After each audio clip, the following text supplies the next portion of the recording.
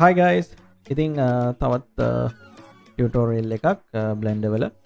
ඉතින් මේ ලෙසන් එකේදී අපි කතා කරන්න බලාපොරොත්තු වෙන්නේ කොහොමද Blender වල මැටීරියල් වලින් අපි හදාගත්ත මාක් හරි ෂේඩ් එකක්, ඒ කියන්නේ ඔයගොල්ලොන්ගේ ඔබ්ජෙක්ට් එකට නෝඩ් සෙටප් කරලා ටෙක්ස්චර් එකක් හදාගෙන තියෙනවා නම් අපි කොහොමද ඒක ටෙක්ස්චර් මැප් එකකට බේක් කරන්නේ කියලා. තවත් සරලව තේරෙන්න කිව්වොත් එහෙම අපි නෝඩ්ස් පාවිච්චි කරලා හදන අනාහරි ෂේඩ් එකක්, ඒ කියන්නේ අපි හදාගත්ත හිතන්නකෝ මේකේ කලර් එකක් හදාගන්නවා මාක් හරි පැටර්න් එකක් එක කියලා මික්ස් නෝඩ් එකයි ඊට පස්සේ නොයිස් එක ඔය වගේ දේවල්.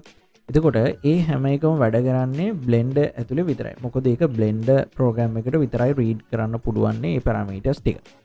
හැබැයි අපිට ඔයා හදන මොඩල් එක ගේම් එන්ජින් එකකට හරි එහෙම නැත්නම් වෙන 3D software එකකට හරි ගන්න ඕන වුණොත් අපිට මේ මැටීරියල්ස් වැඩ කරන්නේ නැහැ. ඉතින් අපි එතෙන්දී පාවිච්චි කරන්නේ ටෙක්ස්චර් මැප්ස් විදියට. එතකොට අපි ෆන්ඩමෙන්ටල්ස් වලදී දන්නවා අපි මැටීරියල් එක සෙටප් කරනකොට ඒකේ බේස් කලර් එක, මෙටැලික්, රෆ්නස්, නෝමල්, හයිට් මැප් කියන මෙන්න මේ මැප්ස් ටික අනිවාර්යෙන් තියෙන්න ඕන ගේම් එන්ජින් එකකට හරි එහෙමත් නැත්නම් අපි වෙන third party 3D software එකකට හරි ගන්නවා නම්. එතකොට අපි මෙතෙන්දී කරන්න හදන්නේ අද අපි කොහොමද බේස් කලර් මැප් එකක් බේක් කරගන්නේ අපේ ඔබ්ජෙක්ට් එකේ තියෙන විදිහට කියලා. right. අපි ගොඩක් කතා කරන්නේ නැතුව යමු කොහොමද ඒක කරන්න කියලා බලන්න. මං ගාව තියෙන බොක්ස් එකක්.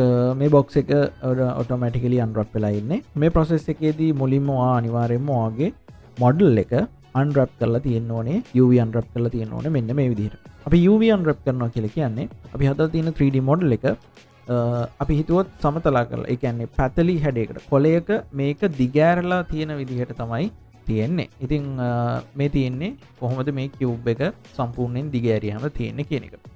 ඉතින් ওই විදිහට තමයි UV unwrap ගන්න. තව ඉස්සරහට වීඩියෝ කීපයක් එයි UV unwrapping ගැන සහ UV unwrap වලට අපිට පාවිච්චි කරන්න පුළුවන් tools ගැන.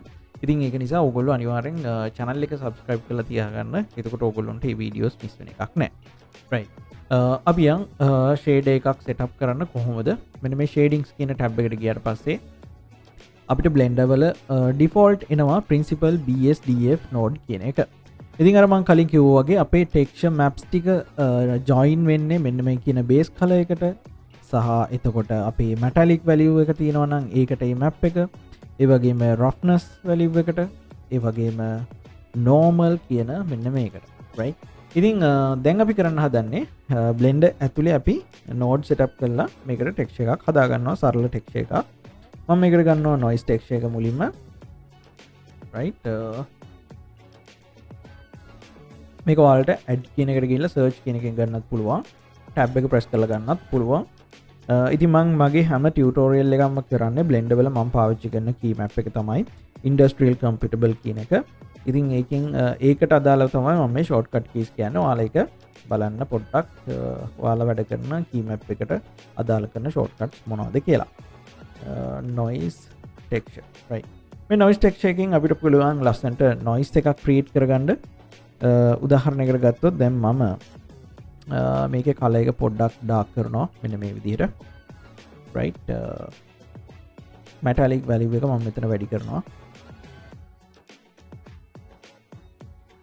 roughness value එක මම මෙතනින් අඩු කරනවා.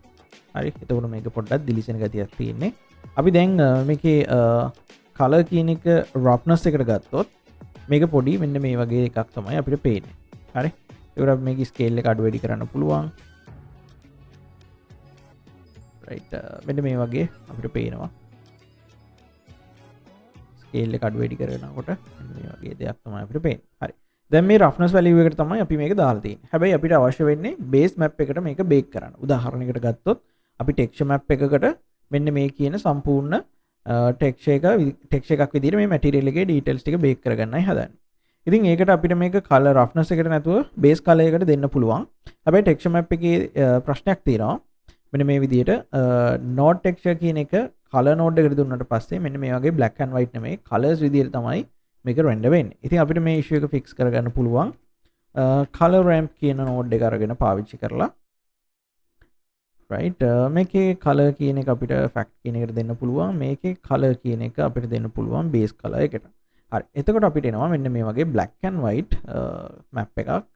ඉතින් මේකෙදී අපිට අවශ්‍ය කරන ප්‍රමාණයට black and white values ටික හදා ගන්න පුළුවන්. ඉතින් මේක මම මේ පැහැදිලි වෙන්න ඕගොල්ලන්ට කරන්නේ ඕගොල්ලන්ට කැමති විදිහකට මේකේ nodes පාවිච්චි කරලා හදාගන්න පුළුවන් textures ඕන විදිහට maps base colors එතකොට roughness value ඒ වගේ ගොඩක් දේවල්. හරි දැන් අපි බලමු කොහොමද මේ කියන node දෙකේ තියෙන details ටික තනි texture map එකකට මේකට bake කරන්න කියලා. හරි. මේකට අපිට පළවෙනිම ඕන වෙනවා image node එක. image texture node එක. ඒක අපි කොහෙටවත් link කරන්නේ නැහැ මේ විදිහට. මේ විදිහට තියලා තියෙනවා නිකන් අපි පැත්තකින්. ඊට පස්සේ අපි කරන්න ඕනේ මෙන්න මේ විදිහට new texture එකක් create කරගන්න ඕනේ. මේකට අපිට දෙන්න පුළුවන් base color මොකක් හරි මේ විදිහට. right. ඊට පස්සේ ඔයගොල්ලන්ට ඕන නම් මේක 2K 4K වගේ කරගන්න ලේසියම ඔයගොල්ලන්ට ඒක කරන්න පුළුවන්. resolution type කර කර ඉන්න දෙයක් නැහැ. 1024 මෙතන අපිට වැඩි කිරීම කියන එක ගහලා 2 කියන එක දුන්නාම මේක automatically 2K resolution එකට shift වෙනවා. right. හරි. මම මේක 2K විදිහට හදා ගන්නවා. හදාගෙන මම මේක තියා ගන්නවා black විදිහටම. හරි. දැන් අපිට මේක okay කරන්න පුළුවන්. හරි. දැන් මේ වෙනකොට අපිට base color map එක bake කරන්න අවශ්‍ය කරන empty texture එක හැදිලා තියෙන්නේ. ඊළඟට අපිට කරන්න තියෙන්නේ මෙතන render engine එක select කරන්න. EV කියන render engine එකේ ඉඳලා අපිට texture baking කරන්න බෑ තාම. ඒක නිසා අපි මේක cycle වලට මාරු කරන්න ඕනේ. මාරු කරලා ඔයා මේ render panel එකේ යටම තියෙනවා මෙතන bake කියලා option එකක්. මේ bake කියන එකට ගිහිල්ලා bake type එක මොකක්ද කියන එක select කරන්න ඕනේ. මෙතනදි වෙන්නේ අපි bake කරන්න හදන details ටික මොන map එකටද bake කරන්න කියලා හදන එක තමයි අපි මේ select කරන්න හදන්නේ. එතකොට අපි combine කියන එක දුන්නොත් මේක ඇත්තටම base color එකට ඒ කියන්නේ සම්පූර්ණ ඔක්කොම එකතු කරලා එන color map එකක් විදිහට තමයි වෙන්නේ. මේකේ තව තියෙනවා normal map එකට එතකොට height map එක ඒ වගේම ambient occlusion roughness වගේ දේවලුත් අපිට මේකට bake කරන්න පුළුවන්. right මම මෙතන දැනට combine කියන එක දීලා හරි ඊට පස්සේ මුලින්ම අපි කරන්න ඕනේ අපේ object එක select කරන එක. ඊට පස්සේ shift key එකත් එක්ක මේ විදිහට map එක select කරන්න ඕනේ. අවසානයේටම shift එකත් එක්ක principal BSDF node එකත් select කරන්න ඕනේ. හරි. එතකොට object තුනක් තියෙනවා අපේ මේ 3D mesh එක. ඒ වගේම base color අපි හදාගත්ත map එක මේකට තමයි bake වෙන්නේ. මේක තමයි අපේ principal BSDF node එක. හරි. දැන් අපිට කරන්න තියෙන්නේ මෙතන තියෙන bake කියන button එක press කරන්න. එතකොට ඔයගොල්ලන්ට මෙන්න මෙතන යටින් පෙන්නනවා percentage එකක් මේක bake වෙන්න යන වෙලාව. ඉතින් ඕගොල්ලන්ගේ machine එකේ performance අනුව මේකට යන වෙලාව අඩු වැඩි වෙන්න පුළුවන්. ඉතින් පොඩි වෙලාවක් යයි. ඒක bake වුණාම මෙතන කහ පාටින් වැටෙනවා complete කියලා. අපි බලමු ඒක වෙනකන් පොඩ්ඩක් ඉඳලා. හරි. map එක bake වෙලා කියලා වැටුණා මෙතන මගේ. හරිද? ඒ වගේම bake වෙච්ච map එක මොන වගේද කියන එකත් වැටලා තියෙනවා. ඉතින් මම කිව්වා cube එකේ UV එකේ type හැටියට තමයි මේක bake වෙන්නේ. දැන් අපි මේක මේ node එක මෙතනින් අයින් කරමු. හරිද? එතකොට අපව object එක සම්පූර්ණයෙන්ම black වෙලා තියෙන්නේ. දැන් මම base color එකේ කහ පාට මෙන්න මේ node එක මේකට set කරනවා. එතකොට අපිට මේක ඇවිල්ලා තියෙනවා අපේ map එක. right. ඉතින් මේ විදිහට තමයි මේක bake වෙන්නේ. right. ඉතින් ওই විදිහට ඕගොල්ලන්ට පුළුවන් texture map එකක් bake කරගන්න. ඊට පස්සේ ඕගොල්ලන්ට පුළුවන් මේ object එකේ තියෙන maps ටික ඔක්කොම ඔයාගේ ඊළඟට අවශ්‍ය කරන game engine එකකට වෙන්න පුළුවන්. එහෙම නැත්නම් වෙන 3D software එකකට වෙන්න පුළුවන්. ඒ වගේ ගන්න. ඉතින් දැන් ඕගොල්ලන්ට ආයෙමත් පුළුවන් මේකට අපි හිතමු gamma node එක කියලා. දැන් අපිට මේක වැඩක් නැහැ. මේ nodes දෙකම වැඩක් නැහැ. ඊට පස්සේ අපිට ඕන නම් ආයෙමත් gamma node එක අරගෙන මෙතෙන්ද මේකේ colors අපිට හදා ගන්න පුළුවන්. right.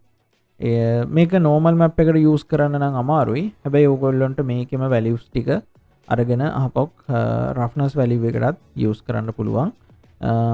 එතකොට ඒකේ parameters වෙනස් කරන්න ඕන නම් අපිට පුළුවන් color ramp කියන node එක ආයෙත් මේකට join කරලා මේක roughness value එක අඩු වැඩි කරනලා හදාගන්න ඒ වගේ තැන් වලට. ඉතින් ඔන්න ඔය විදිහට තමයි අපිට මේක හදාගන්න පුළුවන් වෙන්නේ. ඉතින් මම හිතනවා ඔයගොල්ලන්ට මේ texture baking process එක ගැන idea එකක් පුළුවන් වෙයි. idea එකක් එන්න ඇති. ඉතිං ඔය තියන්න අපේ අන්රප් කරපු ඔබ්ජෙක්් එකේ UV එක මේකට මේ හැඩට තමයි මේක බේක් වෙන්නේ. හරි ඉතින් ඕක තමාද ලෙසන් එකේදී මට ඔගොල්ලොන්ට කියන්න ඕනුනේ මංහිතන ඔගොල්ලොන්ට මේක සරලෝ තේරුම් ගන්න පුළුවන් වෙන්න ඇති කියලා. ඉති මේ වගේ ඉන්ට්‍රස්ටිං තවත් වීඩියෝස් තියනනම් ඔගොල්ලොන්ට දැනගන්න ඕන කරන ටොපික්ස් මොනහරි ඔගොලන්න පුළන් කමෙන්ට් සෙක්ෂන් එක කමෙන්ට් කරන්න එවනත්තන් අපේ ෆෙස්බුක් පේජ් එකට ගිහිල්ලා මැසේජ් එකක් දාන්න පුළුවන්. ඉතින් මේ ටික හරියට ඉගෙන ගත්තොත් ඔයගොල්ලන්ට මොඩලින් වලදී වගේම ටෙක්ස්චරින් වලදීත් ලොකු ටයිම් එකක් ඒ වගේම එන ඉෂුස් ප්‍රමාණය අඩු කරගන්න පුළුවන්. හරි එහෙමනම් අපි තවත් මේ වගේම ලෙසන් එකකින් හම්බෙමු. අමුඩම ජය වේවා.